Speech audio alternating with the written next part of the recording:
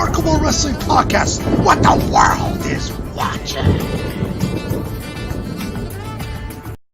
And hello, everyone. It's time for another edition of the Remarkable Wrestling Podcast. And if you're watching, say hello. Eventually, I do want to film a really cool intro for the Remarkable Wrestling Podcast on 1980 style, where it's like, hey, we're going to be talking about all the collectibles and all the memories and all the stuff that makes us professional wrestling fans. This is such good shit. Look at that little pipsqueak. Look at that from the WWE fan club. Ultimate Warrior wristbands. He was like, you like wrestling? I was like, hell yeah, I do. It was Lumberjack Jim, my made-up wrestler. Think Hacksaw Jim Duggan, just Lumberjack. Did you use a backbreaker in a fight at Grand Oaks? He runs a promotion during his lunch break.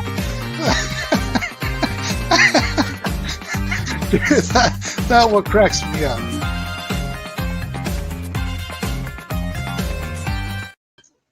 All right, hello everybody, and welcome to a special edition of the Remarkable Wrestling Podcast. Thank you for joining in earlier today for Barbie Hayden, and I'm sorry that we had some audio issues, but we're going to upload a very a cleaned up version of that later on, hopefully tonight or early tomorrow. We'll put the link up there because, you've got to have the Barbie Hayden episode is very important. So we will have that. But we have a very special edition of the Remarkable Wrestling Podcast. We love to talk wrestling. Here you can see my wall of markdom behind me, and we're ready to go. And so this individual, he is a writer and an author, and he's having a book coming out. And what's even better, he's a wrestling author. That's what I like the best.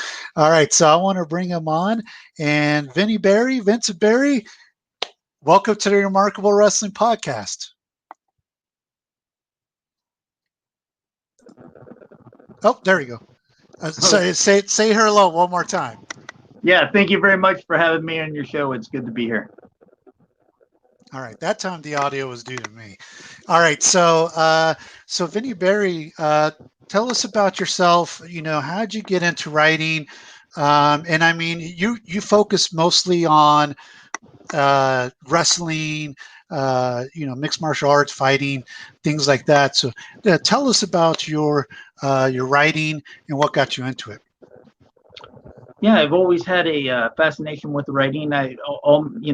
Growing up as a child, I just loved writing. I loved writing class, loved all things about it. And I, for a brief time, maybe about 2 years, I wrote for a small town newspaper in North Texas. And with some time away from it, I always just missed writing. When I moved to South Texas, which is the Rio Grande Valley, McAllen, Brownsville, Weslaco, Edinburgh. When I moved down in this direction, at the time, boxing and MMA was very, very strong. I ran into some people who wrote for some websites, and I told them I used to box amateurly, and I told them I used to write, and they brought me along with them. I was writing for them for about a year. They stopped that website. The next day, somebody called me up, wanted to start a website with me. We started that website. We did that for about a year. Me and him got along really well. We wrote a magazine. We were writing boxing, MMA. We're going all over the state covering boxing and I mean, big fights too, we went to, man, I can't even list them all, but from there, I went to another website, and he was strictly MMA, and he ended up hiring me full time to be his writer, take care of his website. I did that. I became a matchmaker for him. I was really involved in MMA, and I never really had an interest. I knew nothing about MMA, so I had to step it up real quick. Well, when his promotion ended up leaving closing, that was JC Fight Promotions in about 2015. I just missed writing. And I told my wife, I really want to write again. She says, go ahead, but get your own website. You do it, And I decided just to follow with the love of wrestling that I always had. And by this time, I had a bunch of connections. I knew people in the wrestling business, a lot of people on the independent scene. And I just started writing about wrestlers. I have a website called Russellville.com, and I write about independent wrestlers, veteran wrestlers. I was able to get Larry Henning on there before he passed away. I was able to get Harley Race on there before he passed away. Ricky Morton's on there. I have Tracy Smothers, and then I have guys on the independent scene, Trent Ware, Slam Shady, a lot of guys that are busting their butt on the independent scene, trying to make a name for themselves.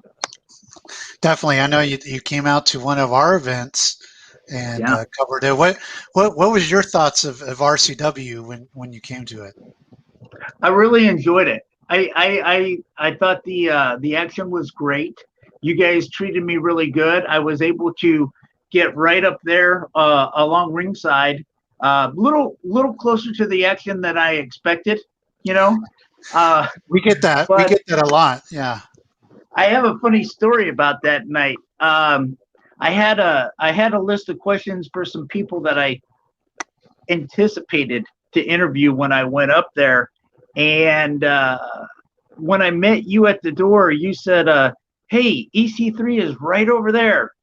And I wasn't prepared to go talk to him. And he answered one question. I tried to do like a impromptu interview with him.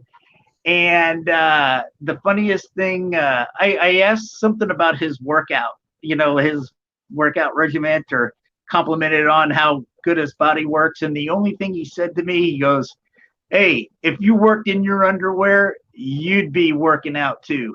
You'd have a body like this too. And then he left. And so I only got one question. And so I really couldn't use that for a Q&A because I had nothing else to lead up to, so.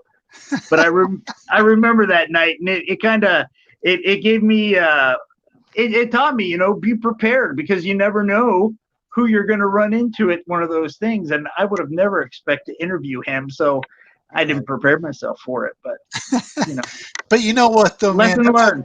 That's a legendary quote. You know what I mean?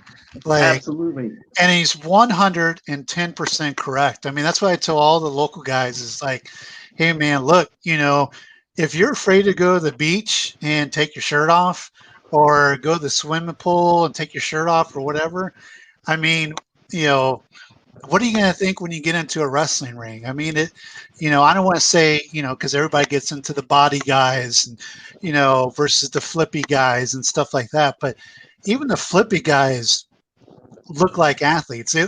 They look Right. good in their wrestling underwear, basically, and Right. So that's what I tell the guys is like, it is an aesthetic business. Whether you could do this great flip off the top or whatever, it's always going to, that's always going to play a big part of it. So EC3 is right. Yeah, and also too, don't take away from some of the big guys. I mean, some of my favorite big guys are King Kong Bundy, Kamala, and Right. and they have a place in the business too. Absolutely, The thing is, those guys are like 400 pounds. I'm talking about guys on the indies that are like 5'9", and out of shape. 150.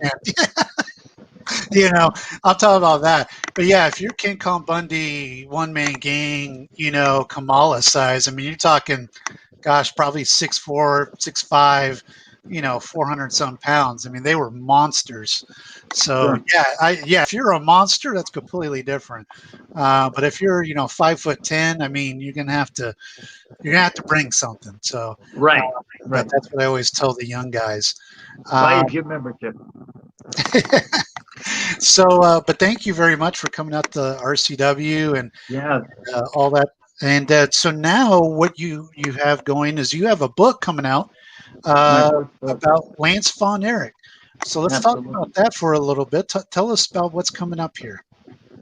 Okay, so I had the opportunity as I was working on my website to come across meeting Lance Von Erich. of course, not related to the actual Von Erich wrestling family, but he was brought in as a gimmick in 1985, and as Lance Von Erich, their cousin. And I interviewed him for the website. We got to work on that story. We worked on it for, I don't know, a couple of weeks or something. But when we got done with it, there was a lot of stuff that I left on the table that I didn't get to use in the article. And I was said, listen, if you have a great story here, and you have a story that a lot of people are interested in. He didn't think a lot of people were interested in it. He just didn't, he just didn't think it was anything to talk about.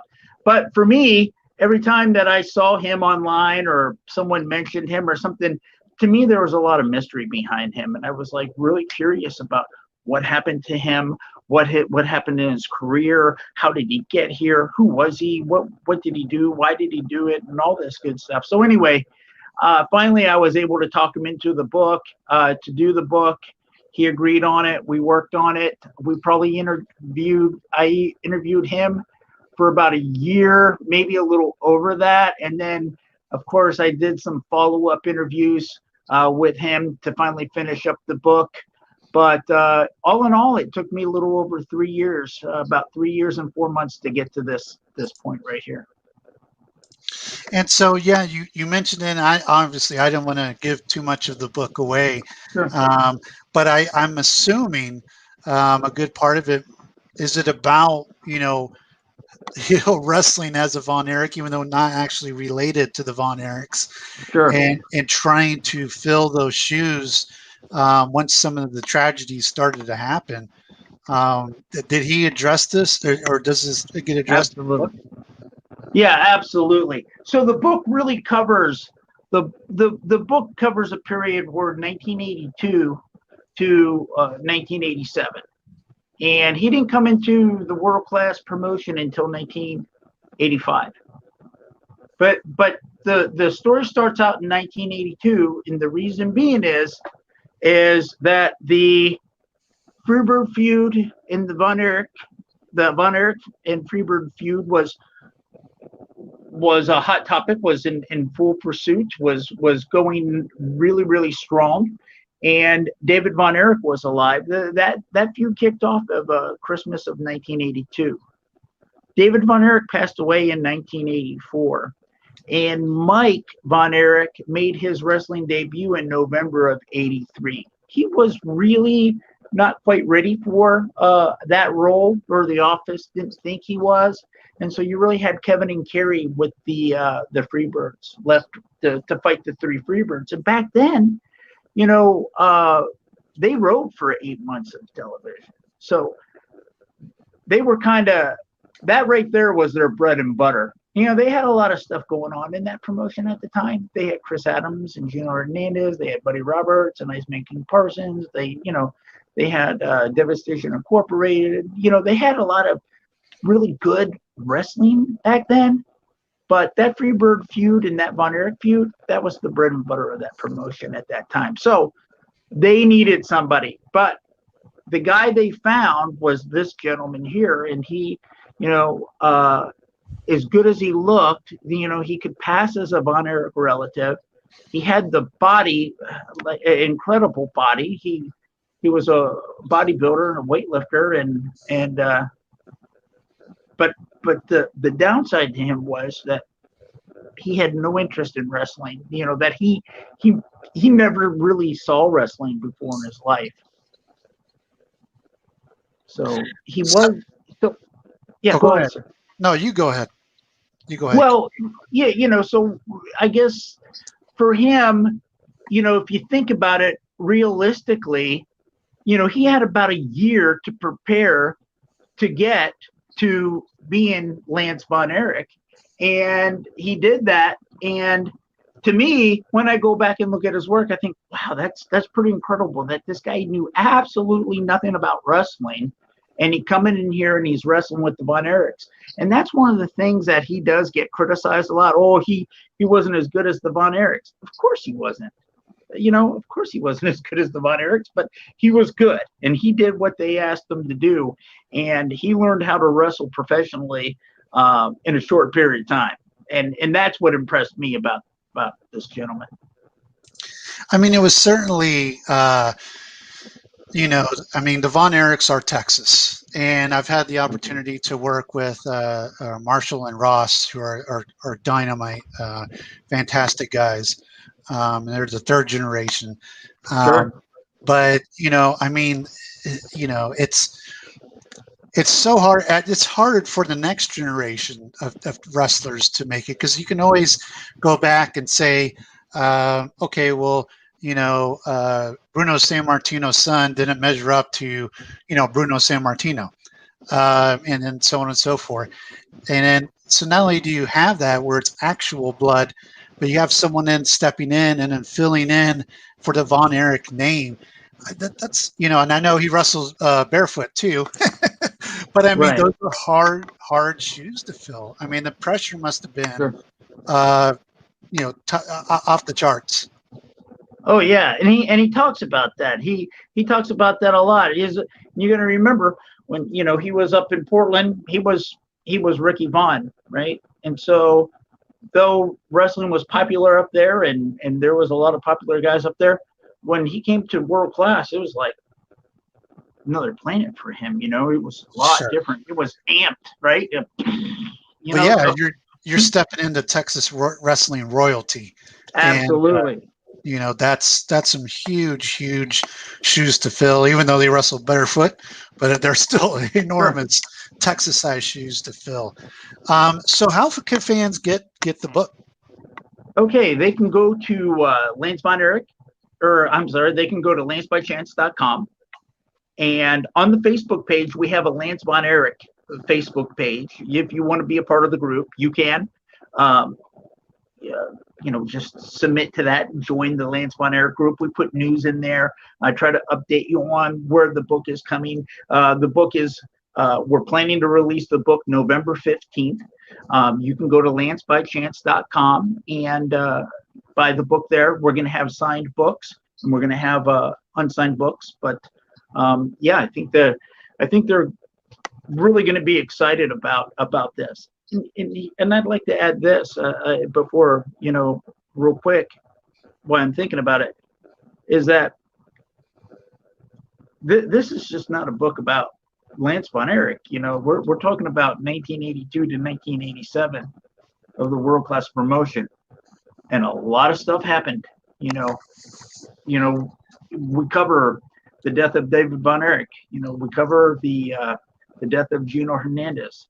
We cover the tour to Israel. We talk about Ric Flair is mentioned in there. Ric Flair, he had the opportunity to wrestle Ric Flair. He met Ric Flair up in Portland, and so Billy Jack Haynes has a chapter in here. His relationship with him, his friendship with him, his friendship with Steve Simpson. The death of Mike Von Erich's covered in this book. There's a chapter that talks a lot about his friends. It's called Japan and Friends, chapter 16. But a lot of that's about Bruiser Brody. And so, when people see the book, oh, Lance by Chance, oh, it's a book about Lance Von Erich. Yes, it is, but it really is a story of this period that he really goes into detail of his interaction with these guys, what he learned from these guys, his struggles. You got to remember too, this is a person that had no really training. I'll say this. What's interesting about Lance is when he's meeting all these people in wrestling, he really credits the second generation wrestler. He credits guys like Matt Bourne, guys like Jesse Barr, guys like the Von Erichs, guys like Steve Simpson, guys that, the Funks, people that Kelly Kaninsky, these people had, he says, wow, there was just something different about those guys. Not that the other guys weren't good, but there was something different about those guys. And he talks about that. And he talks about, like I said, his relationships with all these people. I think it's a really good read. If you're a world-class fan and a Von Erich fan, and you don't want to read the book because, oh, it's Lance Von Erich and he wasn't a real Von Erich, you're missing out, because you know what? This is just a phenomenal story of this period, that I've had people who were proofreading this book that were not wrestling fans at all, and they couldn't put the book down. They read it in 3 days, and they told me, they said, wow, this is really interesting. They were blown away with how much they liked it. And I'm talking the one guy that agreed to proofread it, he used to do that like full time, or he did it a lot. He was proofreading the book, and he said that, look, I'll read 3 chapters, but I can't guarantee I'm going to be able to get through that. And he read the 3 chapters, and a day later he said, man, send me 10 more. So my point with saying that is I think if you give the book a chance, you're going to enjoy it. Without question. I mean, and there's definitely, you know, I don't want to say renewed. That's not the right word, but there's definitely a focus right now on going back and looking at some of the old stories. I mean, you got Dark Side of the Ring. You know, they've done, you know, documentaries on not just world class, but, you know, just territory wrestling and things like that. And of course, you have the WWE Network. So, you know, the kids now, you know, are listening to their grandparents or their parents say, man, when I grew up, you know, my wrestling was the Von Erichs, right? And now they're getting an opportunity to see it through these various channels, and now to read about an insider's perspective about one of the most legendary wrestling promotions of all time, and definitely here in the state of Texas. I mean, that's, you know, that's interesting, because I'll even say this, talking about like some of the Dark Side of the Ring, you know, documentaries and stuff like that. You know, I'll have non-wrestling fans, and you kind of said it with your proofreader. I'll have non-wrestling fans, you know, watch an episode or watch a documentary, and they'll be like, wow, I had no idea professional wrestling was like this, in terms of, you know, not just what you saw on the television screen, but all the stuff that goes on behind it. And I love it when I hear non-wrestling fans say that, or some general fans say that. And I think this, your book is gonna do a really good job with that. Yeah, and you know, one thing that I tried to convey in the book, and I don't know if we'll find out if I was able to convey that message, but you know, I lived up in North Texas. I lived about 10 miles from where the Von Erichs grew up. So, you know, there's opportunities, you know, my friends would have Von Erich sightings. We would have Von Erich sightings, you know, not every day, of course, but my point is they were so loved. You talk about over. I mean, people, give you an example. When David Von Erich died, you'd go to work and there'd be a non-wrestling fan or something, and people would, you know, like my boss, and I say, hey, what's going on? Oh, I guess you heard about David, right? Yeah, I heard, you know. And, you know, if they knew you were a wrestling fan, they're, you know, what I'm trying to say is people felt it. You didn't have to be a wrestling fan to feel the grief of that family, and it was repetitive. You know, you talk about a tragic story here. You know, the Von Erich family, and boy, I tell you, you know, every time they suffered a tragedy, the community did too. And living in the North Texas area, my gosh, man, everybody felt it. Like I said, they were a household name to the non-wrestling fan. That's how over this family was. It was incredible. I've never seen anything like it in wrestling. No, you're 100% right. So growing up in North Texas, did you get to go to the Sportatorium and any of the events there? I've gone to the Sportatorium a couple times, not as much as I would have liked to at the Sportatorium, because I worked on Friday night. I worked in a restaurant. I got a job at a restaurant like I was about 14 years old, and they let me work there. I was washing dishes in the back, but you know, I did that, but I went to all the big ones. You know, I went to Like I saw Kerry win the title at Texas Stadium. That was a really, really hot day. You know, I went to almost most of the Christmas and the Thanksgivings, all the big ones. You know, the Cotton Bowl, went to the Cotton Bowl a few times. Those were some pretty incredible moments and some memories. The seeing Kerry win the world title, that was just one of those things. I think after it happened, it was like, okay, how is this not going to be so? You know, it was almost too good to be true. It was like someone's going to come from the back and say that this really didn't happen, right? And what a special time that was in Texas wrestling. And I think a lot of people like the fact that Kerry was the world champion, that they put the title on him, but it was really, really sad, you know, that David recently passed away, and that was the missing void of that whole entire day.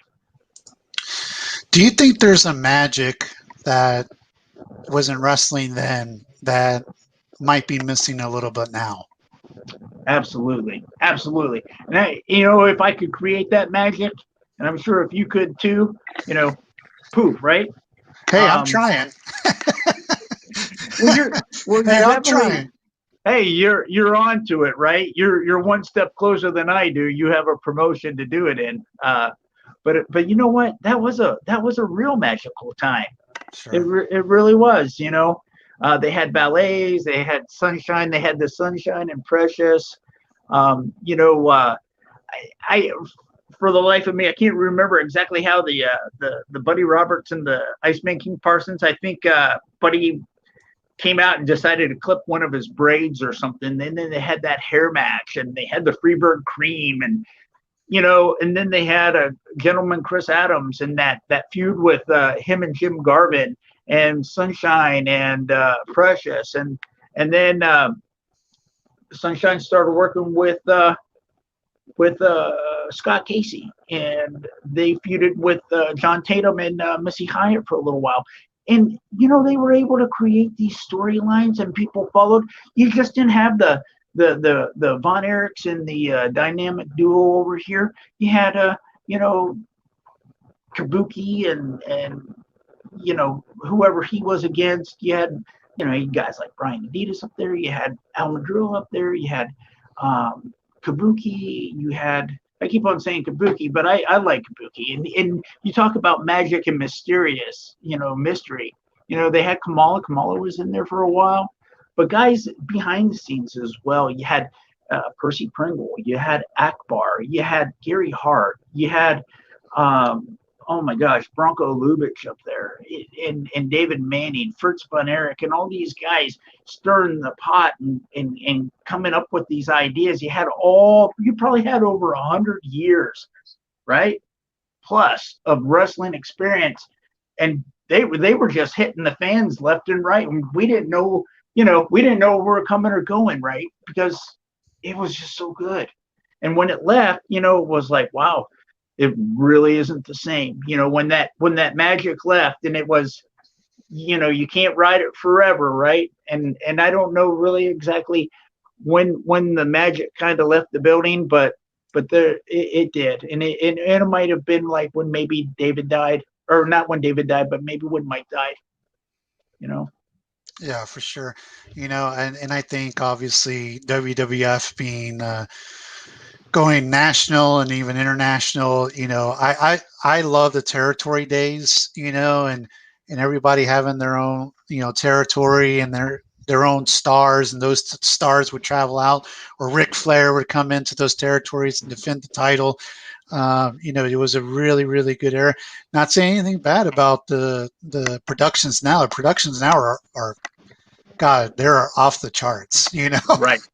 I mean, they're, you know, but yeah, I mean, back then it was a sportatorium, you know, it was, you know, or the combo, as you said, there was a ring, you know, maybe there was a curtain or something like that. And, you know, everything was right there, you know, like, and they had that much ability and charisma to keep you entertained. They didn't need pyro going off and big jumbotrons and you know, all the other things.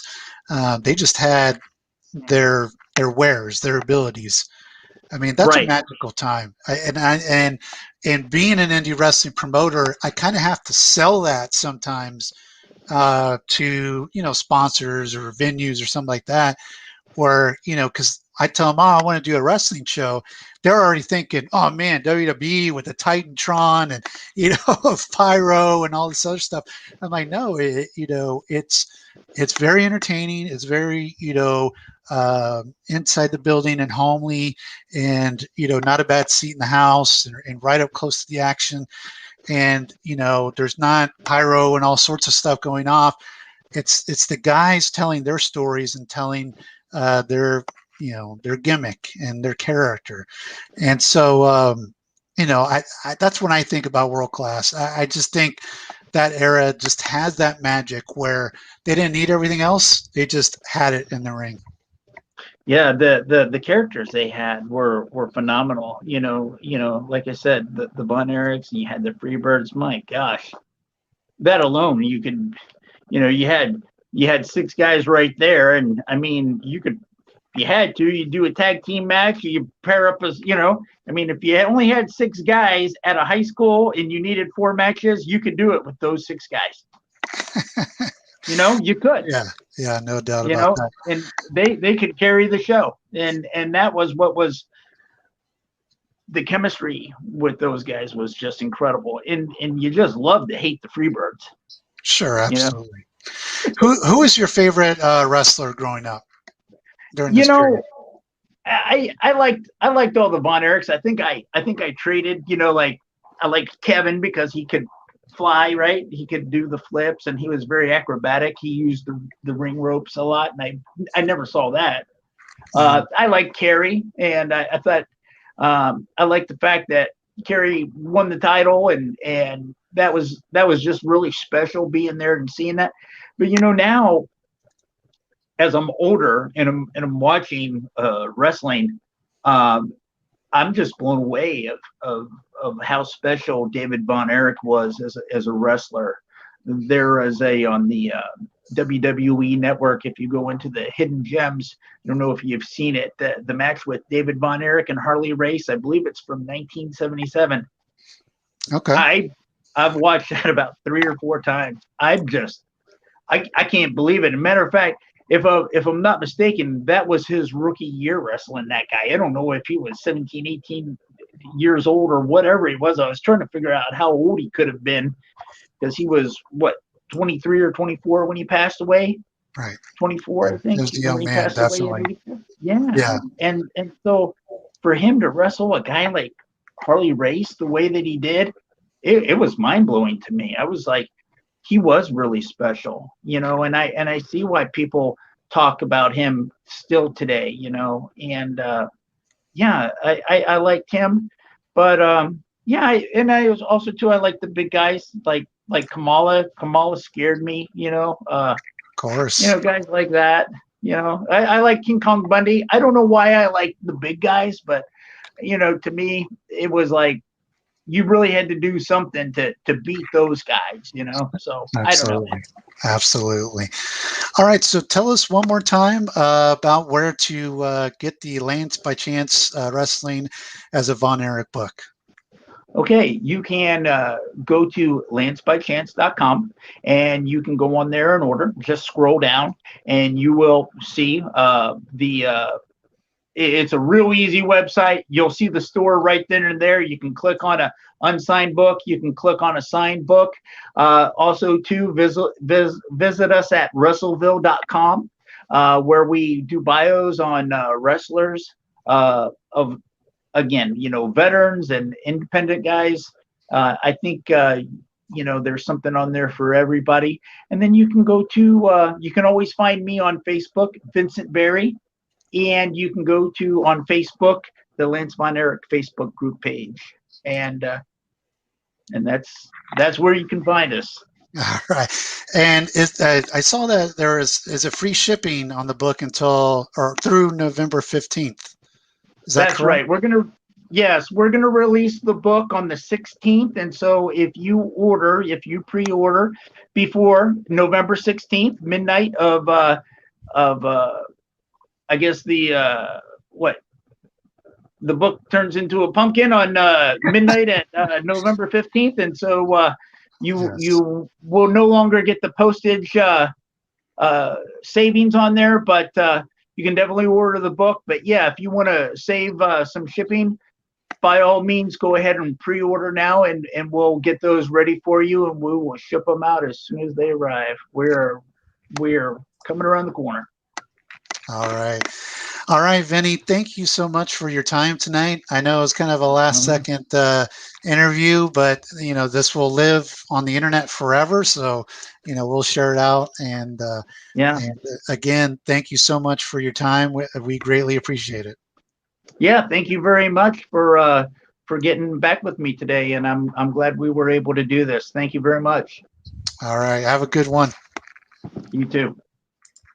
All right, so that was Vinnie Berry. He is the author of the book Lance by Chance, Wrestling as a Von Erich, which you get free shipping on the book now through November 15th. If you pre-order the book, which you can do so at lancebychance.com.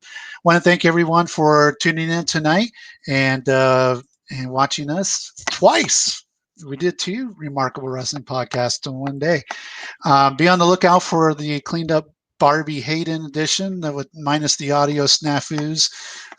And we will post that hopefully later on tonight. And again, just want to thank you.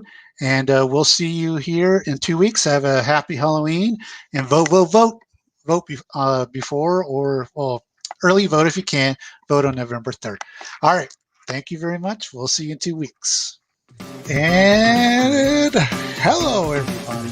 It's time for another edition of the Remarkable Wrestling Podcast. And if you're watching, say hello. Eventually, I do want to film a really cool intro for the Remarkable Wrestling Podcast on 1980 style, where it's like, hey, we're going to be talking about all the collectibles and all the memories and all the stuff that makes us professional wrestling fans. This is such good shit. Look at that little pipsqueak. Look at that from the WWE fan club. Ultimate Warrior wristbands. He was like, you like wrestling? I was like, hell yeah, I do. It was Lumberjack Jim, my made-up wrestler.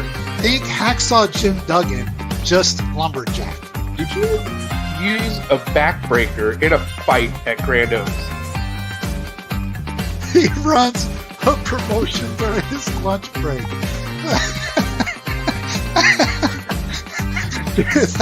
that what cracks me up.